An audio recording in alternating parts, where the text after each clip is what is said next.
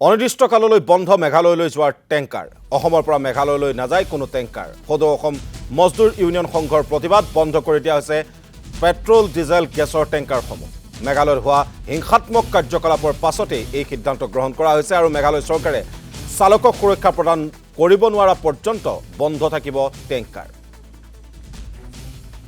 আৰু পুনৰবাৰ কৈছো যে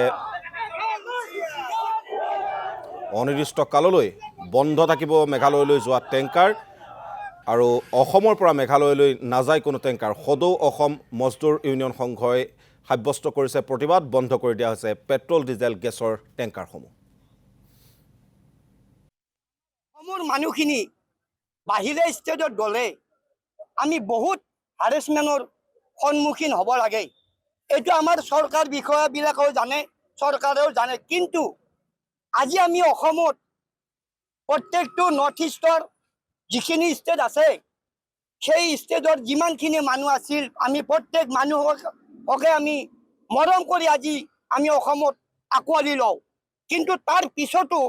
আমাৰ অসমৰ মানুহ এখন সৰু মাৰুতি গাড়ী নিজা প্ৰাইভেট গাড়ী এখন লৈ শ্বিলং ফুৰিবলৈ যায় নাগালেণ্ড ফুৰিবলৈ যায় মণিপুৰ ফুৰিবলৈ যায় কিন্তু তাতে আমাৰ বাধাৰ সন্মুখীন হয় আমাৰ মানুহৰ মানে আঘাতপ্ৰাপ্ত হয়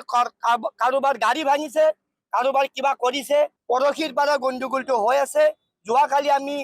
প্ৰেচিডেণ্ট লগত আমি যিখিনি আমাৰ বিষয়ববীয়া ওপৰ লেভেলত আছে প্ৰত্যেকৰ লগত আমি আলোচনা হৈছোঁ ৰাতি আমি আলোচনা হৈ আজি আমি আমাৰ ৰুটিংটো অকল তেলৰ টেংকাৰবিলাক অসমৰ পৰাই কোনো কাৰণত মেঘালয়ত নাযায় আৰু গেছ টেংকাৰো আমি অলৰেডি নুমলীগড় হওক বা SPCৰ পৰাও যিমান টেংকাৰ যায় প্ৰত্যেক মানে লোকেশ্যনৰ পৰা আমি মেঘালয় ছাপ্লাইটো বন্ধ ৰাখি